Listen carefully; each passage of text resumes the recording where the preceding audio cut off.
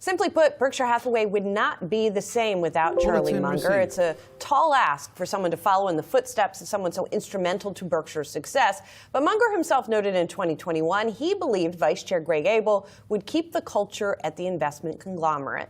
And in a letter last week, Buffett acknowledged that at 93, his own time may soon come to a close, but assured shareholders Berkshire was built to last. With more on the future now, let's talk about more on the future. Thomas Hayes is joining us, Great Hill Capital Chairman and Managing Member, alongside Gregory Warren, Morningstar Senior Stock Analyst. Tom, let's start with you.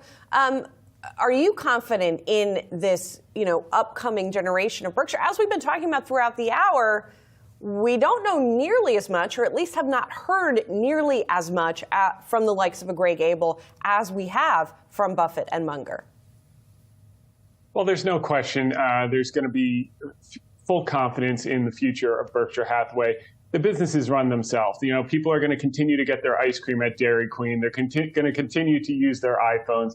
They're going to continue to save money on their insurance at Geico. The home office right now, the whole concept of a decentralized business, they have 26 employees at the home office and tens of thousands of employees throughout the operating subsidiaries. But I did want to say one quick thing about Warren Buffett. A lot of people look at about Charlie Munger and Warren Buffett. They look at Charlie Munger as Warren's right-hand man. But I think people forget that Charlie was his own man, sometimes referenced as the Oracle of Pasadena. Mm-hmm. And I want to give you one key example that he did in 2001, which really inspired me and hasn't been talked about a lot in the last 24 hours. He bought a little company himself, stock in a company called Tenneco. And Tenneco was actually kind of a Ben Graham net. He always talks about buying wonderful businesses at a fair price. This was a fair business at a wonderful price. The stock had fallen 80% from 2000 to 2001. He read about this company in Barron's. He said, I've been reading Barron's for 50 years, and I got one investment idea. Here's what he did. The stock was at $1.50, $1.50 to $2, down from $10. He bought $10 million worth.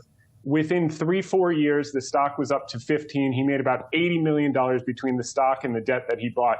He took that $80 million and he gave it to Li Lu in the early 2000s when China was out of favor, and Li Lu turned the $80 million into $500 million. So 2 chess moves, the Oracle of Pasadena turned $10 million of his own money into $500 million. And I think people always forget that.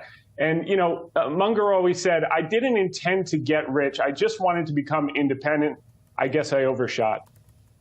It's a good. I wish I could replicate that track record. Greg, let me get over to you. And we're watching Berkshire Hathaway shares all day. And follow me here. Do you think Berkshire shares are overvalued, that investors are underpricing the risk when Warren Buffett is no longer leading this company? There seems to be a lot of belief that the culture will live on, but that is a wildly untested thesis. Yeah, I think it's kind of difficult to look at from that perspective. I mean, relative to our fair value estimate right now, the stock is about 10-12% undervalued. But I think over the past, I've been covering Berkshire now for 15 plus years. And I'd say probably over the last 10 years or so, I think investors have sort of discounted the fact that, Buffett's not going to be there forever. And I think that that's been sort of baked into how the valuation has sort of evolved over that time frame. And if you look at it, from Buffett's perspective, he's really made a concerted effort over the past 2 decades to really sort of focus investors, the shareholders, on the businesses, on what they have sort of built here, this decentralized conglomerate that really takes care of itself. I mean, the fact that there are so few people at corporate and that Buffett's day-to-day duties have really just involved looking at potential capital allocation decisions. He spends far more time reading through K's and Q's and than he does sort of worrying about how one plant is running or how another operation is running. He's really sort of left that down to the managers down the line. And that's kind of the beauty of the business model right now, is that it's sort of self-running. And there's not a whole lot that the corporate's going to need to do going forward, even without Buffett at the helm. Now, I brought this up a few years ago at one of the annual meetings that, having Munger, having Buffett both there always gave Berkshire sort of an edge. And we saw that during the financial crisis. We saw it during other periods of time where people that were in need of capital and need of Buffett's seal of approval would come to Berkshire and be willing to pay 10, 11% on the amount of capital they were getting from Buffett and company just to have that seal of approval attached to them. And I think that Berkshire will continue to sort of play that role in the future because they're always going to have a lot of capital, a lot of excess capital on the books. But I think that premium that they've been able to garner, with Buffett at the helm is probably going to be less than it was, in the past.